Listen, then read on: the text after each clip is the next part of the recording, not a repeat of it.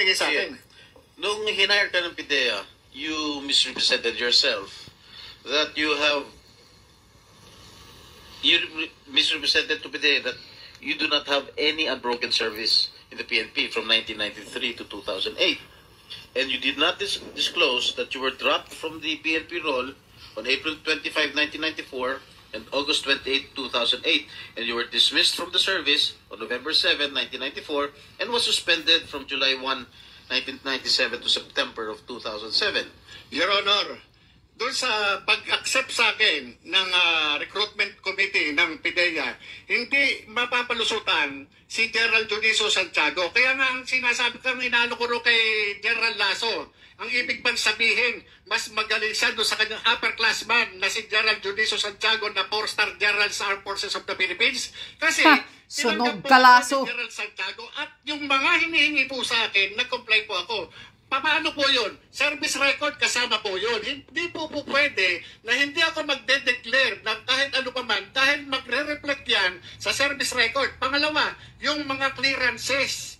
Kasama po yan doon sa recruitment process. Hindi po ako i-appoint ng Philippine Drug Enforcement Agency kung ang aking mga dokumento ay kamas-kamas. Alam naman po natin na si General Santiago hindi po basta-basta mapapalusutan yan. Sandali lang. Kaya nga hindi mo nga sinabi yung katotohanan. Sinabi ko, Your Honor. Na-dismiss na sa PNP. Dahil nga po, meron akong kaya tinawag po nila ako, nag-comply po ako. Siguro may backer ka. No, Your Honor, hindi po sa backer. Wala po akong backer. Nag-comply po ako kung ano man yung requirements, Your Honor. Dahil kung ako ang PIDEA at alam kong meron kang mga kaso.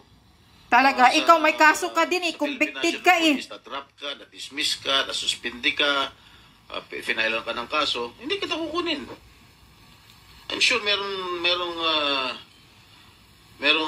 kang malakas na backer para pumasok ka dyan sa PIDEA. No, Your Honor. At dumaan ako doon sa talagang sa recruitment you process. You never disclosed your record sa PIDEA. Hindi mo di-disclose yan eh. Your Honor, imposible po yun. Dumaan po ako doon sa proseso ng recruitment nila. Kaya nga po ako in-appoint eh. Dahil kung hindi ako nag-comply, hindi po nila ako tatanggapin. Requirements po yun, batas po yun. Hindi po pwede na yung recruitment committee, iba-violate nila yung procedure. Hindi po pwede.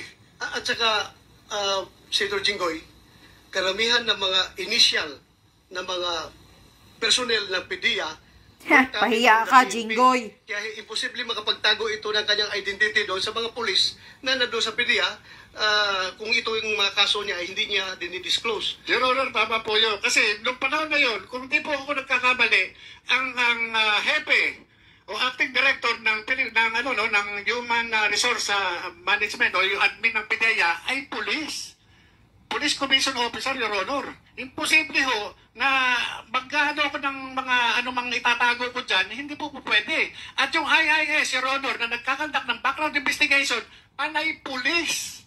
Hindi po pwede po ako. Alam mo na, Jinggoy. Sigurado ko. Lecturan mo, yung way alang-alam. Lalong-lalo na PIDEA. Lumot ang utak. Mukhang malabo siguro. Mukhang siraulo ang PIDEA kung tatanggapin Da. ka kung Ano, ka ng pulis. Jinggoy, Your salita Honor, ka pa. Sinasabi ko, doon kay General Lasso, ibig sabihin, mas magaling ka pa kay General Juniso Santiago. Sa military parlance, Your Honor, at saka sa police parlance, ang tawag doon, kupal. Your Honor, si General Santiago, patawarin niyo po ako doon sa words ko. Pero yung po yung military parlance at saka police parlance, pagka ang isang opisyal, hindi magandang tawag dyan. Your Honor, napaka-tinong opisyal ni General Santiago. Ano tawag? Magan, Your Honor. Magan or kupal, Your Honor. Kupal. Ang kupal yan si Jinggoy. Yes. Magan, stricto. Ibig sabihin ng magan, stricto. Kupal, yung... Kupal. Kurap na... Walang alam. Official. Yeah, yes. Katulad ni Jinggoy, convicted sa graft and corruption. April, Your Honor, may nagpunta sa akin sa bahay.